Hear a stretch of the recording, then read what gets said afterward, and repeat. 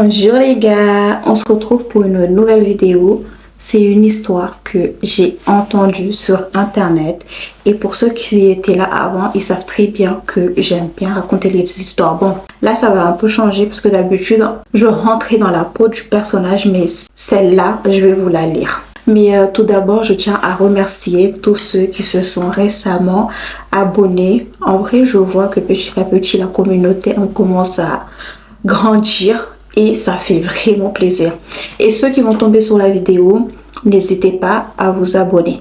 D'ailleurs, pour tous ceux qui veulent m'envoyer leur histoire, que ça soit paranormal, peu importe en vrai, peu importe le sujet de votre histoire, vous pouvez me l'envoyer sur l'adresse email que je vais afficher ci-dessous. Maintenant, on va arrêter de parler beaucoup et on va passer directement à l'histoire.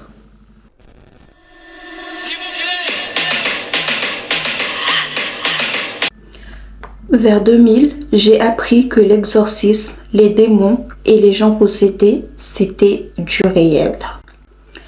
Dans une église, il y avait un homme très religieux et du jour au lendemain, sans raison, il a arrêté d'y aller. Et selon les dires, il était maintenant dans le spiritisme, pas dans le positif.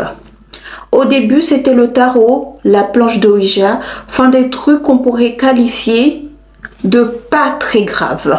Mais par la suite, il s'est tourné sur les grimoires noirs. En gros, la magie noire pour être plus précis. Voulant en savoir encore plus, il a fini par contacter un sorcier qui l'a initié aux arts occultes. Le sorcier lui a passé une bague et par la suite a mis ses mains sur ses yeux. Et il lui a dit qu'il avait déchiré le voile et de ce fait qu'il pourrait voir l'autre côté. Petite parenthèse, pour nous les musulmans, après dites-moi si je me trompe, on dit que notre créateur, Dieu, il a créé un voile entre nous et les djinns. C'est-à-dire, nous, il nous est impossible de les voir sous leur vraie forme. Mais il y a moyen, on peut les voir, par exemple, eux peuvent prendre l'apparence des animaux ou l'apparence d'une personne. Enfin, bref, du coup, on va continuer. La bague lui conférait le pouvoir de contrôler deux êtres qui venaient de l'autre côté et d'ailleurs le suivaient partout. Il vécut ainsi durant un long moment. Des gens venaient le voir pour qu'il leur fasse un travail, qu'il leur guérisse de certaines maladies, enfin, qu'il exauce leurs vœux. Enfin, ceux qui vont voir un sorcier, vous allez comprendre. Et un jour, celui-ci, il a décidé de se repentir. Il est retourné voir le sorcier qu'il a initié et lui a remis la bague en lui disant que c'était fini pour lui, qu'il arrêtait tout ça. Mais celui-ci lui a mis en garde en lui disant que ça n'était pas aussi facile qu'il le pense et qu'il se tienne prêt pour la suite. Après avoir quitté le sorcier, il s'est rendu à une église. Ainsi, il a commencé à voir des démons essayant de venir vers lui. Apeuré, il a couru jusqu'à chez lui, arrivant dans sa chambre pour s'enfermer. Il trouva la bague qu'il avait rendue au sorcier posée sur son lit. Depuis là, il ne quittait plus sa chambre. Il a raison. La nouvelle s'étant répandue, des hommes de foi de religions différentes se sont rendus chez lui dans le but de l'aider. Parfois, il le trouvait normal et d'autres fois, il était possédé par ces choses qui d'ailleurs parlaient à travers lui. Sa particularité était que, au moins, il pouvait les voir arriver et savoir quand ils allaient prendre possession de son corps. Donc, il prévenait les religieux. Il pouvait dire exactement dans quel coin de son chambre il se trouvait, mais il était le seul à les voir. À un moment donné, quand les démons ont fini par le laisser en paix, il apprend la mort mystérieuse de sa sœur et de sa tante. Et tous les hommes de foi qui étaient intervenus pour l'aider sont partis un à un. Du coup, voilà la fin de cette histoire, de ce témoignage. D'ailleurs, tout à l'heure, j'ai dit que je l'ai entendu sur internet, mais en fait, je l'ai lu sur internet. Déjà, avant de billahi minash shaitani rajim, que Dieu nous protège contre ces êtres. Après, Il y a ceux qui y croient, enfin normalement quelqu'un qui est dans la religion, il connaît les existences de ces êtres et puis il y a ceux qui ne croient pas, mais en tout cas respecter les croyances des gens. Mais pour cette histoire, franchement, en vrai,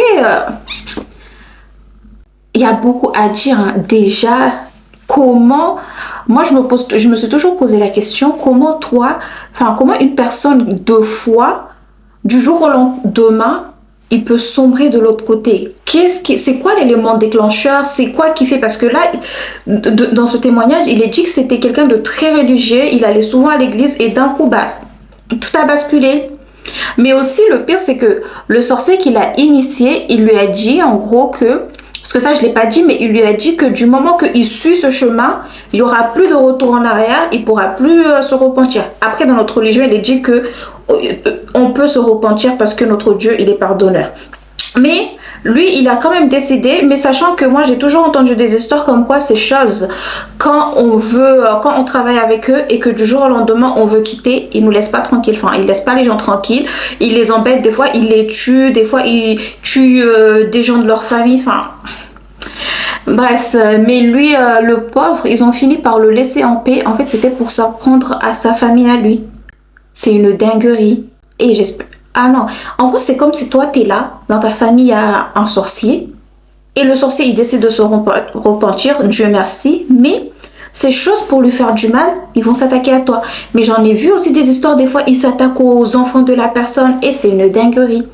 En tout cas, ne vous lancez jamais sur ce chemin-là, je souhaite à personne. Enfin... En plus, j'ai pas envie d'en parler, mais je sais que pour rentrer aussi dans ce truc, je crois il y a beaucoup de sacrifices, il y a beaucoup de trucs. Mais là, le pauvre... Mais bref, du coup, c'est la fin de cette vidéo. J'espère qu'elle vous a plu, que ce format-là, il vous plaît également. Parce que moi, en vrai, j'aime trop raconter les histoires. J'aime trop aussi écouter les histoires paranormales, enfin de tout. Du coup, en raconter, vous imaginez bien que c'est un plaisir pour moi. Du coup, si la vidéo, elle t'a plu, n'hésite pas à me laisser un petit commentaire, à mettre un j'aime et à t'abonner. D'ailleurs, il y a le lien dans la description. Vous pouvez également venir me suivre sur mes différents réseaux que j'ai mis dans la description. Et ceux qui veulent m'envoyer leur histoire, peu importe le sujet, écrivez-moi sur l'adresse email que je vais afficher là, ou sinon vous trouverez également l'adresse email dans la description. Bisous et merci d'avoir regardé la vidéo. À la prochaine.